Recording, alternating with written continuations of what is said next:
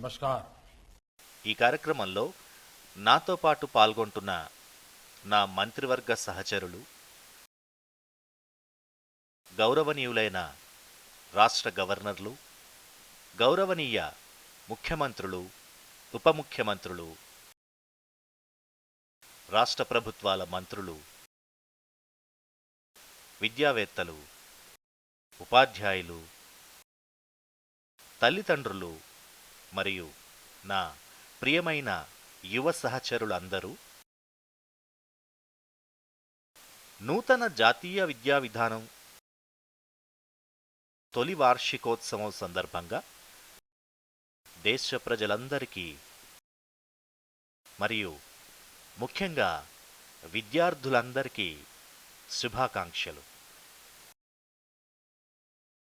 గత ఒక సంవత్సరంలో దేశంలోని నిపుణులు, ఉపాధ్యాయులు, ప్రధానోపాధ్యాయులు మరియు విధాన రూపకర్తలందరూ జాతీయ విద్యా విధానాన్ని అమలు చేయడానికి కృషి చేశారు. ఈ కరోనా శకంలో కూడా మిలియన్ల మంది పౌరులు, ఉపాధ్యాయులు, రాష్ట్రాలు, స్వయం ప్రతిపత్తి సంస్థలు మరియు టాస్క్ ఫోర్స్ సహాయంతో దశలవారీగా నూతన విద్యా విధానం అమలు చేయబడుతోంది. గత ఒక సంవత్సరంలో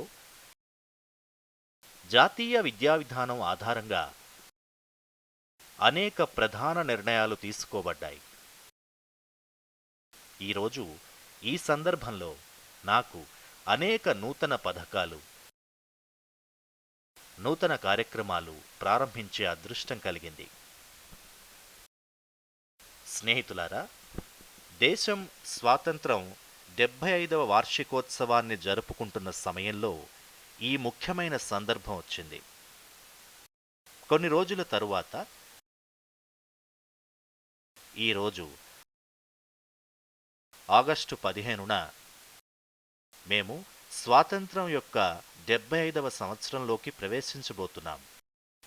ఒక విధంగా స్వాతంత్ర దినోత్సవ అమృత మహోత్సవంలో కొత్త జాతీయ విద్యా విధానం అమలు ప్రధాన భాగంగా మారింది. ఇంత గొప్ప కార్యక్రమం మధ్యలో జాతీయ విద్యా విధానం కింద ఈరోజు ప్రారంభించిన పథకాలు నవభారతాన్ని నిర్మించడంలో ప్రధాన పాత్ర పోషిస్తాయి. భారతదేశ బంగారు భవిష్యత్తుని దృష్టిలో ఉంచుకుని స్వాతంత్ర అమృత మహోత్సవాన్ని జరుపుకునే భవిష్యత్తు వైపు నేటి నవతరం మనల్ని తీసుకువెళుతుంది. భవిష్యత్తులో మనం ఎంత దూరం వెళ్తాం, ఎంత ఉన్నత స్థాయికి చేరుకుంటాము అనేది వర్తమానంలో మన యువతకు ఎలా అవగాహన కల్పిస్తున్నామనే దానిమీద ఆధారపడి ఉంటుంది. అంటే ఈరోజు మనం వారికి ఎలా మార్గనిర్దేశం చేస్తున్నాం. అందువల్ల భారతదేశ నూతన జాతీయ విద్యా విధానం జాతి నిర్మాణంలో ప్రధాన అంశాలలో ఒకటి అని నేను నమ్ముతున్నాను. అందుకే దేశం ఈ విద్యా విధానాన్ని చాలా ఆధునికమైనది, భవిష్యత్తు కోసం సిద్ధంగా ఉంది. నేడు ఈ కార్యక్రమంలో పాల్గొన్న చాలామంది గొప్ప వ్యక్తులకు నూతన జాతీయ విద్యా విధాన సూక్ష్మాంశాల గురించి తెలుసు. కానీ ఇది ఎంత పెద్ద మిషన్ అనే భావనను మనం మళ్ళీ మళ్ళీ గుర్తుంచుకోవాలి. స్నేహితులారా, దేశవ్యాప్తంగా ఉన్న మన యువ విద్యార్థులు కూడా మాతో ఉన్నారు. ఈ సహచరులను వారి ఆకాంక్షలు, కలల గురించి మనం అడిగితే ప్రతి యువకుడికి ఒక కొత్తదనం, కొత్త శక్తి ఉందని మీరు చూస్తారు. మన యువత మార్పుకు పూర్తిగా సిద్ధంగా ఉంది. వారు వేచి ఉండడానికి ఇష్టపడ్డం లేదు. కరోనా కాలంలో మన విద్యా వ్యవస్థ ఇంత గొప్ప సవాలును ఎలా ఎదుర్కొందో మనమందరం చూశాం. విద్యార్థులు చదివే విధానం మారిపోయింది. కానీ దేశవ్యాప్తంగా విద్యార్థులు ఈ మార్పుని త్వరగా స్వీకరించారు. ఆన్లైన్ విద్య ఇప్పుడు ఒక సహజమైన ధోరణిగా మారుతోంది. దీనికోసం విద్యా మంత్రిత్వ శాఖ కూడా అనేక ప్రయత్నాలు చేస్తుంది. మంత్రిత్వ శాఖ దీక్షా వేదికను ప్రారంభించింది. స్వయం పోర్టల్లో పాఠ్య ప్రణాళికను ప్రారంభించింది. మరియు మన విద్యార్థులు పూర్తి శక్తితో వాటిలో భాగమయ్యారు. దీక్ష పోర్టల్లో గత ఏడాది కాలంలో 2300 కోట్ల కంటే ఎక్కువ హిట్లు ఈ ప్రయత్నం ఎంతగా ఉపయోగపడిందో తెలియజేస్తుంది. ఈరోజు కూడా ప్రతిరోజు దాదాపు 50 మిలియన్ హిట్స్ అందుకుంటోంది. మిత్రులారా, 21వ శతాబ్దానికి చెందిన నేటి యువత తమ సొంత వ్యవస్థలను, తమ స్వంత ప్రపంచాన్ని సృష్టించాలని కోరుకుంటున్నారు. అందువల్ల వారికి ఎక్స్పోజర్ కావాలి. వారికి పాత బంధాలు, పంజరాల నుండి స్వేచ్ఛ అవసరం. మీరు చూడండి, ఈరోజు చిన్న గ్రామాలు, పట్టణాల నుండి బయటకు వస్తున్న యువత అద్భుతాలు చేస్తున్నారు. ఈ మారుమూల ప్రాంతాలు మరియు సాధారణ కుటుంబాలకు చెందిన యువత ఈరోజు టోక్యో ఒలింపిక్స్లో దేశ జెండాను ఎగరేస్తున్నారు. భారతదేశానికి కొత్త గుర్తింపునిస్తుంది. అటువంటి లక్షలాది మంది యువత నేడు వివిధ రంగాల్లో అసాధారణమైన పనులు చేస్తున్నారు. అసాధారణ లక్ష్యాలకు పునాది వేస్తున్నారని చెప్పారు. ఒకటి, పురాతన మరియు ఆధునిక కలయికతో కళ మరియు సంస్కృతి రంగంలో కొత్త పద్ధతులకు దారితీస్తోంది. ఎవరైనా రోబోటిక్స్ రంగంలో ఒకప్పుడు సైన్స్ ఫిక్షన్ను రియాలిటీగా భావించే ఫ్యాంటసీలుగా మారుస్తున్నారు. కృత్రిమ మేధస్సు రంగంలో ఎవరైనా మానవ సామర్థ్యాలను కొత్త ఎత్తులకు తీసుకెళ్తున్నారు. ఎవరైనా యంత్ర అభ్యాసంలో కొత్త మైలురాళ్లను సిద్ధం చేస్తున్నారు. అంటే భారతదేశంలోని యువత ప్రతి రంగంలో తమ జెండాను ఎగరేయడానికి ముందుకు సాగుతున్నారు. ఈ యువకులు భారతదేశ స్టార్టప్ పర్యావరణ వ్యవస్థలో విప్లవాత్మక మార్పులు చేస్తున్నారు. పరిశ్రమ 4.0లో భారతదేశం యొక్క ఆధిక్యాన్ని సిద్ధం చేస్తున్నారు మరియు డిజిటల్ భారతదేశానికి కొత్త ఊపుని ఇస్తున్నారు. తమ కలలకు అనుగుణంగా ఉన్న వాతావరణాన్ని పొందినప్పుడు ఈ యువతరం ఎంత ఎక్కువ శక్తిని పొందుతుందో ఊహించండి. అందుకే నూతన జాతీయ విద్యా విధానం యువతకు దేశం ఇప్పుడు పూర్తిగా తమతో, వారి ధైర్యంతో ఉన్నదనే విశ్వాసాన్నిస్తుంది. ఇప్పుడు ప్రారంభించిన కృత్రిమ మేధస్సు కార్యక్రమం మన యువతను భవిష్యత్తు ఆధారితంగా చేస్తుంది.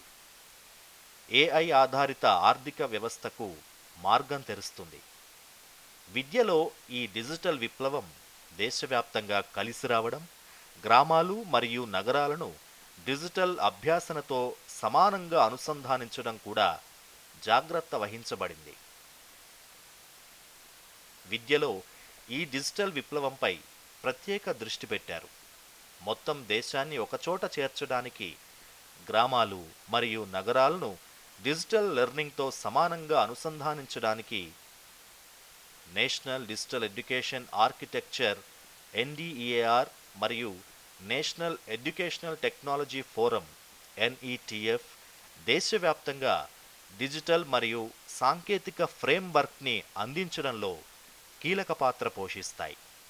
దేశంలోని నూతన విద్యా వ్యవస్థ యువ మనస్సులకు వారు ఏ దిశలో ఆలోచించాలనుకుంటే అదే అవకాశాల్ని అందిస్తుంది.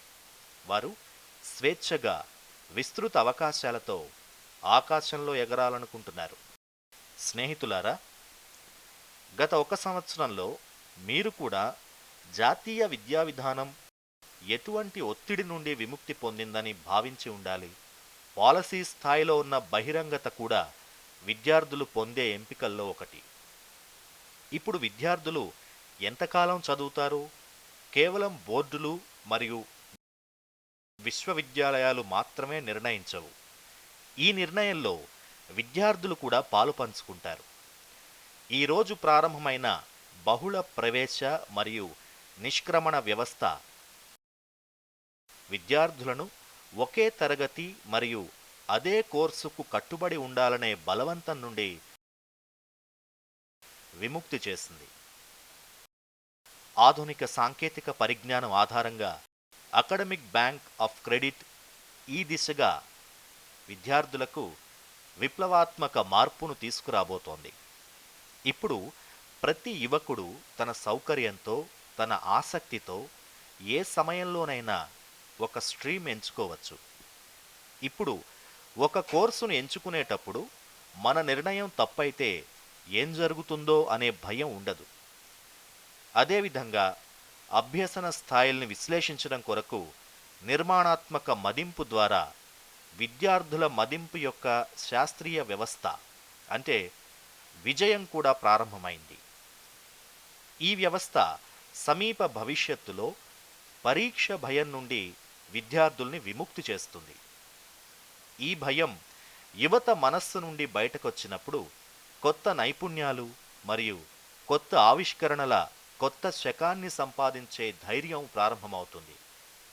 అవకాశాలు అపారంగా ఉంటాయి. అందువల్ల నూతన జాతీయ విద్యా విధానం కింద ఈరోజు ప్రారంభమైన నూతన కార్యక్రమాలు భారతదేశ భాగ్యరేఖను మార్చే సామర్థ్యాన్ని కలిగి ఉన్నాయని నేను మళ్ళీ చెబుతాను.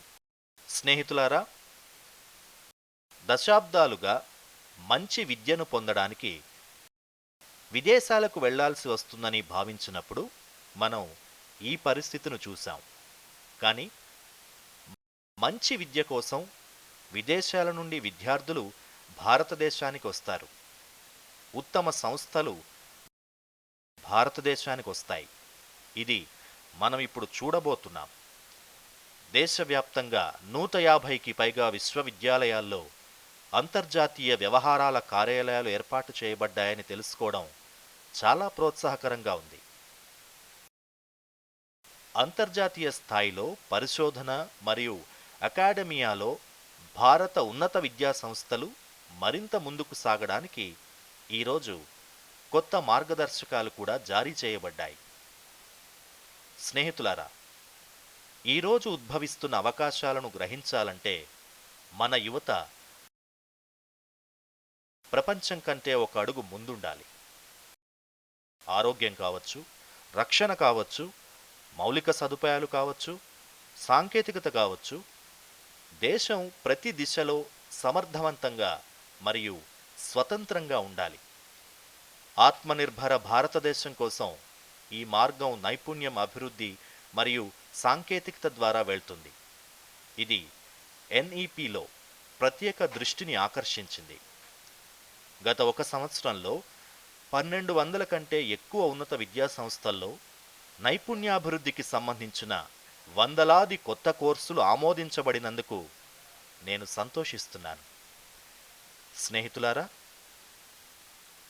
విద్య విషయంలో పూజ్య బాపు మహాత్మా గాంధీ జాతీయ విద్య నిజంగా జాతీయంగా ఉండడానికి జాతీయ పరిస్థితులను ప్రతిబింబించాలి అని చెప్పేవారు. స్థానిక భాషలలో విద్య మాతృభాష బాపు యొక్క అదే దార్శనిక ఆలోచనను నెరవేర్చడానికి ఎన్ఈపి ఇప్పుడు స్థానిక భాష కూడా ఉన్నత విద్యలో బోధనా మాధ్యమానికి ఒక ఎంపికగా ఉంటుంది. 8 రాష్ట్రాల్లోని 14 ఇంజనీరింగ్ కాలేజీలు హిందీ, తమిళం, తెలుగు, మరాఠీ, బంగ్లా అనే 5 భారతీయ భాషల్లో ఇంజనీరింగ్ అధ్యయనాలు ప్రారంభించబోతున్నాయని నేను సంతోషంగా ఉన్నాను. ఇంజనీరింగ్ కోర్సును 11 భారతీయ భాషల్లో అనువదించడానికి ఒక సాధనం కూడా అభివృద్ధి చేయబడింది. ప్రాంతీయ భాషలో చదువు ప్రారంభించబోతున్న విద్యార్థులకు నేను ప్రత్యేక అభినందనలు తెలియజేస్తున్నాను. దేశంలోని పేద వర్గాలు, గ్రామాలు, పట్టణాల్లో నివసిస్తున్న మధ్యతరగతి విద్యార్థులు, దళిత, వెనకబడిన మరియు గిరిజన సోదర సోదరీమణులకు దీనివల్ల అతిపెద్ద ప్రయోజనం ఉంటుంది. ఈ కుటుంబాలకు చెందిన పిల్లలు అత్యధిక భాషా విభజనను ఎదుర్కోవాల్సి వచ్చింది. అత్యంత వెనుకబడిన పిల్లలు నష్టాన్ని భరించాల్సొచ్చింది. మాతృభాషలో చదువుకోవడం అనేది పేద పిల్లల ఆత్మవిశ్వాసాన్ని పెంపొందిస్తుంది. వారి సామర్థ్యం మరియు ప్రతిభతో న్యాయం జరుగుతుంది. స్నేహితులారా, మాతృభాషను ప్రోత్సహించే పని కూడా ప్రారంభ విద్యలో ప్రారంభమైంది. ఈరోజు ప్రారంభించిన విద్యా ప్రవేశ్ కార్యక్రమం కూడా దీనిలో భారీ పాత్రను పోషించాల్సింది. ఇప్పటి వరకు అనేక నగరాలకు పరిమితమైన ప్లే స్కూల్ భావన ఇప్పుడు విద్యా ప్రవేశ్ ద్వారా గ్రామం నుండి గ్రామానికి, సుదూర పాఠశాలలకు వెళుతుంది. ఈ కార్యక్రమం సమీప భవిష్యత్తులో సార్వత్రిక కార్యక్రమంగా అమలు చేయబడుతుంది. రాష్ట్రాలు కూడా తమ అవసరానికి అనుగుణంగా దీనిని అమలు చేస్తాయి. అంటే దేశంలోని ఏ ప్రాంతంలోనైనా పిల్లవాడు ధనవంతులకు చెందినవారైనా లేదా పేదలకు చెందినవారైనా వారి విద్య ఆడుతూ సరదాగా సాగుతుంది. అది సులభంగా ఉంటుంది. ఈ దిశలో ఇది ప్రయత్నమవుతుంది. మరియు ప్రారంభం చిరునవ్వుతో ప్రారంభమైనప్పుడు విజయానికి మార్గం సులభంగా నెరవేరుతుంది. స్నేహితులారా, ఈరోజు మరొక పని జరిగింది. ఇది నా హృదయానికి చాలా దగ్గరగా ఉంది, చాలా సున్నితమైంది. నేడు దేశంలో 3 లక్షల మందికి పైగా పిల్లలు విద్యకు సూచనార్థక భాష అవసరం. దీనిని అర్థం చేసుకోవడం ద్వారా ఇండియన్ సైన్ లాంగ్వేజ్కు మొదటిసారిగా ఒక భాషా సబ్జెక్ట్ అంటే సబ్జెక్ట్ స్టేటస్ మంజూరు చేయబడింది. ఇప్పుడు విద్యార్థులు కూడా దీనిని భాషగా చదవగలుగుతారు.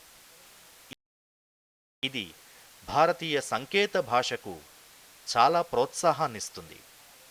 మా దివ్యాంగ్ భాగస్వాములకు చాలా సహాయం చేస్తుంది. స్నేహితులారా, విద్యార్థి మొత్తం విద్యలో, అతని జీవితంలో అతని ఉపాధ్యాయులే అతిపెద్ద స్ఫూర్తి అని కూడా మీకు తెలుసు. ఇక్కడ ఈ విధంగా చెప్పబడింది: గురౌ న ప్రాప్యతే యత్తత్ న అన్య అత్రపి లభ్యతే. అంటే గురువు నుంచి పొందలేనిది ఎక్కడా పొందలేం. అంటే మంచి గురువును పొందిన తరువాత అరుదుగా ఉండేదేమీ లేదు. అందుకే మన ఉపాధ్యాయులు సూత్రీకరణ నుండి జాతీయ విద్యా విధానం అమలు వరకు ప్రతి దశలోనూ ఈ చర్యలో చురుగ్గా భాగమయ్యారు. ఈరోజు ప్రారంభించిన నిష్ఠా 2.0 కూడా ఈ దిశగా ముఖ్యమైన పాత్రను పోషించనుంది. ఈ కార్యక్రమం ద్వారా దేశ ఉపాధ్యాయులు కూడా ఆధునిక అవసరాల పరంగా శిక్షణ పొందుతారు. మరియు వారు తమ సూచనలను కూడా విభాగానికి ఇవ్వగలుగుతారు. ఉపాధ్యాయులు, విద్యావేత్తలు అందరూ ఈ ప్రయత్నాల్లో పెద్ద ఎత్తున పాల్గొనాలని మరియు మరింత ఎక్కువ సహకారం అందించాలని నేను కోరుతున్నాను. మీ అందరికీ విద్యారంగంలో చాలా అనుభవం ఉంది. మీరు సమగ్ర అనుభవాన్ని కలిగి ఉన్నారు. కాబట్టి మీరు ప్రయత్నించినప్పుడు మీ ప్రయత్నాలు దేశాన్ని చాలా దూరం తీసుకెళ్తాయి. ఈ కాలంలో మనం ఏ పాత్ర పోషించినా ఈ మార్పులలో చురుకైన పాత్ర పోషించడం ద్వారా ఇటువంటి గొప్ప మార్పులను చూడ్డం మా అదృష్టం అని నేను నమ్ముతున్నాను. దేశ భవిష్యత్తును నిర్మించుకోవడానికి, భవిష్యత్తు యొక్క రూపురేఖలను మీ చేతులతో గీయడానికి మీ జీవితంలో మీకు ఈ సువర్ణ అవకాశం లభించింది. సమీప భవిష్యత్తులో నూతన జాతీయ విద్యా విధాన లక్షణాలు వాస్తవంగా మారుతాయి. మనం ఒక కొత్త శకాన్ని చూస్తాం అని నేను విశ్వసిస్తున్నాను. మన యువతరాన్ని ఆధునిక మరియు జాతీయ విద్యా వ్యవస్థతో అనుసంధానం చేస్తున్నప్పుడు దేశం స్వాతంత్రం ద్వారా అమృత భావాలను సాధించడం కొనసాగిస్తుంది. ఈ శుభాకాంక్షలతో నేను ముగిస్తాను. మీరందరూ ఆరోగ్యంగా ఉండాలి, నవశక్తితో ముందుకు సాగండి. बहुत बहुत धन्यवाद।